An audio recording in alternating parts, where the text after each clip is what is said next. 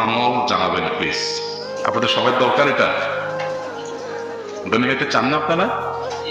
কি আজব কথা, সবাই দরকার? তাহলে বলবো? আচ্ছা ঠিক আছে, মনোযোগ দিয়ে শোনেন কিন্তু, সিরিয়াস ইস্যু কিন্তু। ধনী হওয়া না হওয়া ব্যাপার ভাই, ধনী হওয়ার আমল এবং দোয়া এটা জানার আগেই ঠিক করতে হবে ধনী হওয়া কাকে বলো। ধনী হওয়া, আমি কিন্তু দোয়া শিখাই দেবো, কিন্তু আমি কথা ঘোরাচ্ছি না, কিন্তু আপনারা মনে করেন যে হুজুর ওনার মানে পাশ কেটে যাচ্ছে না, আমি দোয়া কিন্তু বলবো, আমার বলবো ইনশাআল্লাহ, কিন্তু তার আগে জানতে হবে ধনী হওয়া কাকে বলো। একজন গ্রামের মানুষ, তার কাছে শহরে বাসা ভাড়া নিয়ে থাকা, 20-25 হাজার টাকা বেতন একটা চাকরি পাওয়া, এটাই ধনী হওয়া, তাই না? আবার যে শহরে থাকে 20-25 হাজার টাকা বেতন পায় বা 30 হাজার টাকা বেতন পায়, কোন রকম একটা বাসা নিয়ে থাকতে পারে, তার কাছে ধনী হওয়ার ডেফিনেশন কি? তার কাছে ধনী হওয়ার ডেফিনেশন একটা ফ্ল্যাটের মালিক হওয়া, হ্যাঁ, এবং মাসের 50-60 হাজার টাকা হাতে আসে, এটা তার কাছে। আর যে একটা ফ্ল্যাট মালিক এবং এরকম টাকা আসে, তার কাছে ধনী হওয়ার ডেফিনেশন কি? একটা বাড়ির মালিক হওয়া এবং মাস শেষ কয়েকটা ফ্ল্যাট থেকে লাখখানিক টাকা ভাড়া আসে। আর যে এইটার মালিক, তার কাছে ধনী হওয়ার ডেফিনেশন কি? তার কাছে ধনী হওয়ার ডেফিনেশন হলো বাড়িটা আছে মিরপুরের উত্তরাতে, ধানমন্ডি গুলশানে একটু বাড়ি পড়া, এটা হলো তার কাছে ধনী হওয়ার ডেফিনেশন। আর যে ধানমন্ডি গুলশান থাকে, তার কাছে ধনী হওয়ার ডেফিনেশন কি? তার কাছে ধনী হওয়ার ডেফিনেশন হলো, সংজ্ঞা হলো দুবাইয়ের পাউজমারাতে একটা ফ্ল্যাট কিনা। আর যে দুবাই পাউজমারাতে ফ্ল্যাটের মালিক এসে, তার কাছে ধনী হওয়ার ডেফিনেশন কি? তার কাছে ধনী হওয়ার ডেফিনেশন হলো চাঁদে নাকি ফ্ল্যাট বুকিং হচ্ছে, ওখানে টাকা জমা দিতে পারে, এটা হলো তার কাছে কি দুনিয়ার ডেফিনেশন। তাইলে জিনিসটা কি দাঁড়াইল? আসলে সবাই ধনী, আসলে সবাই ধনী। প্রত্যেকে তার উপরের দিকে তাকালে মনে হয় আমি কি গরিব, আবার নিচের দিকে তাকালে মনে হয় আমি তারপরে ধনী। তাহলে এটা আসলে দৃষ্টিভঙ্গির ব্যাপার, এটা দোয়ার ব্যাপার না। এটা কিসের ব্যাপার? দৃষ্টিভঙ্গির ব্যাপার। আপনাকে আল্লাহ তাআলা 2টা শার্ট দিছে, আপনি মাত্র 2টা শার্ট, একটা দুইয়া শুকে আর একটা গায়ে দেন, আপনি দেখলেন আরে 10টা শার্ট। তাহলে ধনী হওয়ার সংজ্ঞা হলো 10টা শার্টের মালিক হওয়া। আল্লাহ হুজুর একটা আমল শিখিয়ে দেন যে দোয়া করলে আমার 10টা শার্ট হয়ে গেছে। এবার আমি দিলাম আপনাকে একটা দোয়া শিখিয়ে, আপনি দোয়া করে 10টা শার্টের মালিক হয়ে গেছেন, ধনী হয়ে গেছেন। এখানে ধনী হন নাই, কারণ ওই যে দোয়া পড়ে পড়ে পড়ে পড়ে পড়ে পড়ে কষ্ট করে করে 10টা শার্টের মালিক যেদিন হবে, ওই দিন আরেকজনের সাথে পরিচয় হবে, তার 50টা আছে। কয়টা আছে তার? 50টা। এবার ওইটা দেখার পর আবার এসে বলল হুজুর দোয়া তো আরেকটা লাগবে, এখন শার্ট কয়টা আলাদা দেখছি? 50টা। এবার 50-60 আলাদা মালিকের দোয়া আপনি নিলেন, নিয়ে আবার করলেন করলেন করলেন, 50-এর শার্টের মালিক হয়ে গেছেন। ততক্ষণে দেখলেন আরেক বেটা সেই শার্ট ফ্যাক্টরির মালিক। তাহলে এটা কোনো শেষ আছে? সৌদি আরবে অনেক ভাই ছিল, মিজান ভাই নাম, উনি চিনে, টাঙ্গাইল বাড়ি। মিজান ভাই কেউ সাধারণ মানুষ, আমাকে একবার একটা কথা বলছে, আমার কাছে প্রশিক্ষণীয় মনে হচ্ছে যে কেন মানে সাধারণ মানুষ এত সুন্দর থিঙ্কিং। উনি বলেছে আমার বাবা, প্রবাসীদের ক্ষেত্রে বাবারা সবসময় ধরে যে বাবা পাশের জমিটা বিক্রি হবে, আরেকজন নিয়ে যাবে চোখের সামনে, যেটা দেখা যায় না, বাবা আমার ফরত করে নিয়ে রাখো, বাবা কাজে লাগবে। বাবা ছেলে বানার জন্যই হয়তো বাপ মা বলেন, কিন্তু ছেলের তো এই চক্কর থেকে আর বাইরে দিতে পারে না, তাই না? তুমি বলেছে আমার বাবা আমাকে বলছিল যে বাবা আমাদের জমি, পাশের জমিটা বিক্রি হবে, আরেকজন এসে সেখানে থাকবে, এই সহ্য করা যায় বাবা? পাশের জমি যেভাবে হোক বাবা নিতে হবে। তাই বললাম কি বলছেন আপনি চাচারে? বলছে আমি আমার আব্বা বলছি আব্বা কোনো অসুবিধা নেই, আপনি যেহেতু নিয়ত করছেন পাশের জমি নিতে হবে, আমি যেভাবে হোক টাকা জোগাড় করে নিয়ে ফেলবো, সমস্যা তো সেখানে না, সমস্যা হলো কয়দিন পরে পাশেটা বিক্রি হবে। এখন হয়তো উত্তর পাশেটা বিক্রি হয়েছে, কয়দিন পরে দক্ষিণ পাশেটা বিক্রি হবে, আবার কয়দিন পরে পূর্ব পাশেটা বিক্রি হবে, আবার কয়দিন পরে পশ্চিম পাশেটা বিক্রি হবে, আবার যেটা কিনছি ওইটার পাশেরটা বিক্রি হবে। আমি কতদূর এভাবে যেতে থাকি? এটা তো একটা লিমিটেশন থাকা উচিত না? এই ঘটনাটা আপনাদেরকে কেন শুনেছি জানেন? এটা শুনেছি শুধু এটা বোঝার জন্য যে আমরা আসলে সবাই গরিব। আমরা কেউ আসলে গরিব, এটা মনের ব্যাপার, এটা মানসিকতার ব্যাপার। এই জন্য নবী করিম সাল্লাল্লাহু আলাইহি ওয়াসাল্লাম একটা হাদিস আছে, স্বর্ণ দিয়ে লেখার মতো হাদিস, স্বর্ণ করে লেখা না, কি সেটা? লাইসাল গিনা বিকাসরাতিল আরদ ওয়ালাকিন্নাল গিনা গিনান নাফস। এই এতক্ষণ যা বললাম এটা খোলাসাই হাদিস। নবী সাল্লাল্লাহু আলাইহি ওয়াসাল্লাম বলেছেন, অনেক সম্পদের মালিক হওয়া এটার নাম ধনী হওয়া নয়। তাহলে ধনী হওয়া কিসের নাম? ধনী হওয়া হলো মনের দিক থেকে কেউ যদি ধনী হয় সেগুলো অমর। মনের দিক থেকে ধনী কিভাবে হবে? বুঝি আপনি মনে করবেন আপনার অভাব নাই, বলে সুখী মানুষ, আমাকে আল্লাহ হাত দিচ্ছে, পাওয়া দিচ্ছে, আমাকে কিছু দেন নাই, আমি অনেক ভালো। আমার এসব কথা শুনে আপনারা বলবেন হয়তো যে হুজুর আপনার তো সব আছে, এই জন্য আমার কথা বলতেছে। আমি আল্লাহর অলফ করে বলতে পারি, শপথ করে বলতে পারি যে ঢাকায় যখন আমার বাসায় আমি এক হালি ডিম কিনতে কষ্ট হইত এবং কিনলে সেটা ভাগ করে খেতে পেত, একটা গোটা ডিম পরিবারের সবাই আলাদা আলাদা সবসময় খেতে পারতাম না।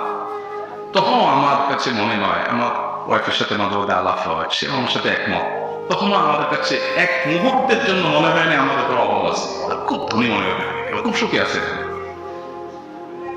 বহু কোটিপতি, বহু সম্পদশালী আমার জীবনে দেখেছি যাদেরকে আল্লাহ তাআলা শত শত কোটি টাকার অ্যাসেট দিয়েছে।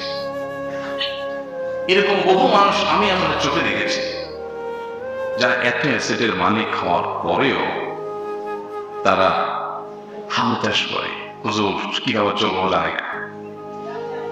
আমার কাছে কালকেও একজন আসছে, এরকম একজন ইন্ডাস্ট্রির মালিক, বলতেছিলেন হুজুর সামনের দিনগুলো কি হবে বুঝতেছি না, যদি স্যাংশন আইসা যায় দেশে, ব্যবসা বাণিজ্য এমনি আগে উঠছে, বাকিটা উঠবে, মাসের খরচের টাকাটা জোগাড় হবে করতে কেমন যায় না।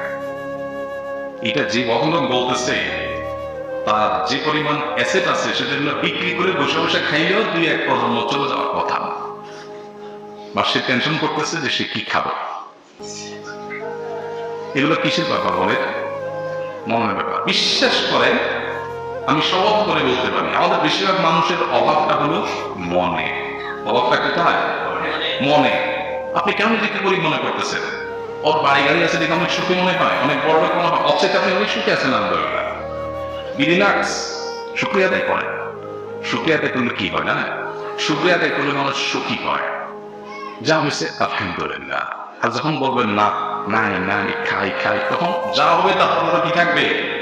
দুঃখ থাকবে। এই জন্য আমি সবসময় একটা কথা বলি, 6 তলা পারমিশন পাইছেন ভাই, 6 তলা করা শেষ, এরপর ওর বাই করতে গেছে সালে আছে না নেই? কে বাই করছে? না না, আপনি পারমিশন পাবে না, পারমিশন তো শেষ। 6 তলা রড বাইন্ড গেছে কিনা? একটু কখনো টাকা পয়সা জোগাড় করতে পারলে একটু ওয়াল করে উপরে একটা টিন দিয়ে ওখানটা বানাবে। বুঝতে পারছেন? তাহলে এই লোকটা কি অভাবী নাকি ধনী? অভাবী না? তা অভাব আছে না? এখন টাকা নাই হইলে জোগাড় করে দিবে কেনা? গরিব মানুষ মনে হয় টান আছে, তাই না? গরিব মানুষ কম। গরিব মানে কি? গরিব শব্দটা আর্মি, এর মানে কম, তা কম আছে। এখন আরেকজন কুড়ে ঘরে আছে, হয়তো ভাড়া ঘরে আছে, হয়তো বস্তিতে আছে, মাগা ইনকাম করে আসা বাজার থেকে ডাল আলু ভর্তা জোগাড় করে আইনা খায়া তাকে টান দিয়া ঘুম দিছে গীত গাইতে গেলে। এই লোকটা রড বাইক করার টেনশনও নাই, আর কিছু বানানোর টেনশনও নাই। এই লোকটা হলো প্রকৃত অর্থে ধনী। এই কথাগুলো আপনাদের কাছে হয়তো একটু বেকার যুবক এসব ওয়াজ শুনতে মেজাজটা অনেক গরম হয়, যে হুজুর আমরাও চাই যে আপনার কাছে এতগুলো কথা শুনে দিলেন আপনি। দেখেন, আমি আবারও বলি, আল্লাহ তাআলাকে সাক্ষী রেখে বলি, যখন আমার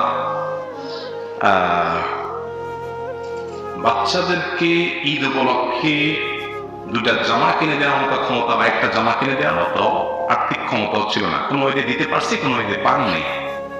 আমি শপথ করে বলতে পারি আমার এক মুহূর্তের জন্য মনে হয় না যে আমি গরিব মানুষ বা আমার নাই। আমি নিজে মানসিকভাবে খুব হ্যাপি এবং খুব প্রফুল্ল এবং খুশি ছিলাম। আলহামদুলিল্লাহ। আপনি যদি সুখী হতে চান, ধনী হতে চান, যে অবস্থা আছেন আলহামদুলিল্লাহ বলতে শিখেন, উপর দিকে আল্লাহ নিয়ে নেবেন, না নিয়ে নাই, আমি যে অবস্থা আছেন শুক্রিয়া আদায় করবো, আপনি প্রকৃত সুখী হবেন মাশাআল্লাহ। এই জন্য ভাইরা নবী করিম সাল্লাল্লাহু আলাইহি সাল্লামের এরকম কোন দোয়া আমি জানি না যে দোয়া তিনি বলেছেন আল্লাহুম্মা ইন্নী আসআলুকা কাসরাতাল আমওয়ালি ওয়াল আরাদি ওয়াল ফুলুস, আল্লাহ তোমার কাছে অনেক পয়সা, অনেক টাকা, অনেক জমি জমা চাই, এরকম কোন দোয়া আমার জানা নেই। তাহলে কি আছে? নবী সাল্লাল্লাহু আলাইহি ওয়াসাল্লামের কাছে দোয়া করতেন আল্লাহুম্মা ইন্নী আসআলুকাল আফিয়া ফিদ দুনিয়া ওয়াল আখিরাহ, আল্লাহ আপনার কাছে সুখ চায়, কি চাই? শান্তি চায়, প্রশান্তি চায়, সুস্থতা চায়, এটা ছিল তার দোয়া। এখন আপনার কি সুখ দরকার না দুনিয়া দরকার? বুঝে শুনে বলতেছেন? তাহলে তা আরেক বিপদে পড়বেন। আসেন এবার বিপদে যায়। আমি বিভিন্ন সময় বলি দুটো অপশন যদি আল্লাহ তাআলা দেয় এখন, যে একটা ব্লাঙ্ক চেক দেওয়া হবে তোমাকে, ব্লাঙ্ক চেক, সিগনেচার করা খালি চেক, ফিগার তুমি বসায় নিবা 10 কোটি, 20 কোটি, 50 কোটি, 100 কোটি, যা মনে চায় ফিগার তুমি বসায় নিবা, এবং এটা দিয়ে তুমি গাড়ি, বাড়ি, ফ্যাক্টরি বহুত কিছু করতে পারবা। তবে এগুলো করার পর তুমি সুখে থাকবা নাকি কোনো ক্যান্সার হয়ে ধরা পড়বে না কোনো সমস্যা হবে সেটা বলা যাচ্ছে না, হয়তো এবার না অনেক হবে। এটা একদিকে। আরেকদিকে রাখা আছে তোমার জন্য একটা কুড়ের ঘর, একটু বাতাস আসলেই পানি পড়ে, আর একটা ভাঙাচোরা রিক্সা, কিছু উপার্জন করে কোনো রকম ডালবা খেয়ে বাঁচতে পারবা, কষ্ট সবসময় কিনা টাকা হবে না, বাট সুখী থাকা নিশ্চিত। এই দুইটা অপশন যদি আপনাকে দেওয়া হয়, বুকে হাতে মুহূর্তে কোনটা নেবেন? কবি এখন নীরব হয়ে গেছে। কবি এতক্ষণ জোরে জোরে বলতেছিল সুখ চাই, টাকা চাই না, ধনী হওয়ার দোয়া দরকার নাই হুজুর, সুখী হওয়ার দোয়া শিখাই দেন, এটা এতক্ষণ কবি বলতেছিলেন। এখন কবি বলতেছেন না, আমি কিছু বলতে চাই না। কারণ বাস্তবতা হলো 100 কোটি টাকা আর রিক্সা করে গেল, এখানে শান্তি নিশ্চিত, ওখানে শান্তি হইতে পারে, নাও হইতে পারে, এরকম যদি অপশন দেওয়া হয়, এটা কথা কথা, তো আমরা অবশ্যই টাকা দিয়ে টানতে, তাই না? আমরা চিন্তা করি যে ঠিক আছে সুখের মালিক আল্লাহ তাআলা, কিন্তু এই পায়রা না। হাসান বসরি রাহমাতুল্লাহ সম্বন্ধে বলছিলেন কোরআনে আল্লাহ তাআলা বহু জায়গায় ওয়াদা করেছেন, বহু জায়গায় আল্লাহ তাআলা ওয়াদা করেছেন যে আল্লাহ তাআলা মানুষের রিজিকের দায়িত্ব নিয়েছেন। কিন্তু শয়তান, আল্লাহ তাআলা শেষও করে কোরআনে বলেছেন আশ-শাইতানু ইয়াইদুকুমুল ফাকর, শয়তান তো আমাদেরকে দারিদ্র্যের ভয় দেখা। শয়তানের একবার ভয় দেখানোর প্রতি এত বিশ্বাস যে আল্লাহ তাআলা এতবার বলেছেন তোমাদের রিজিকের দায়িত্ব আমি নিলাম, আমাদের সেই বিশ্বাস হয় না। তো ভাইরা, ধনী হওয়ার জন্য আলাদা দোয়া না, বরং আল্লাহর কাছে সুখী হওয়ার জন্য দোয়া করবেন। আল্লাহুম্মা ইন্নী আসআলুকাল আফওয়া ওয়াল আফিয়াতা ফিদ দুনিয়া ওয়াল আখিরাহ। আমাদের সকাল সন্ধ্যার যে দোয়া বইটা আছে, ওখানে এরকম কয়েকটা দোয়া আছে যেখানে আল্লাহর কাছে প্রশান্তি, সুখ চাওয়া হয়েছে। আল্লাহ তাআলা আমাদের সবাইকে সুখী হওয়ার তৌফিক দান করুন। সেই সাথে সম্পদ স্বামী হওয়ার জন্য আপনি চেষ্টা করেন, সিরিয়াসনেসের সাথে কাজ করেন। এই দোয়া চাওয়া পাবলিকের বেশিরভাগ আমি দেখছি অলস, বুঝলেন নাই? এই লোকটা এখন নিয়ে আসেন যে প্রশ্ন করছে, আইনে আরো একটা দোকানে চাকরি দিই, ভাই কাজ করেন, সকাল থেকে সন্ধ্যা পর্যন্ত ডিউটি করেন, 2 দিন বসে 3 দিন করে বলবে ভাই কি সম্ভব, 5000 তো দোয়া দায় শিখে দেন না, বুঝেন নাই? ঠিক কাজ করবেন, সিরিয়াসনেসের সাথে করবেন, আপনি আপনার কাজে সহজ আন্তরিক হবেন, প্রফেশনাল হবেন, পেশাদারিত্ব দেখাবেন, হালাল উপার্জন করা ইবাদত, আপনি সেই নিয়তে কাজ শুরু করবেন। আল্লাহ তাআলা আপনার জীবনে বরকত দেবে ইনশাআল্লাহ। আজ বরকত নাও দেয়, হাতে মূল্যও লাগে, বাঁচতেও লাগে, আপনি যে চেষ্টা করছেন এই পুরোটাই এমন হিসাবে গণ্য হবে ইনশাআল্লাহ। আল্লাহ আমাদেরকে তৌফিক দান করুন।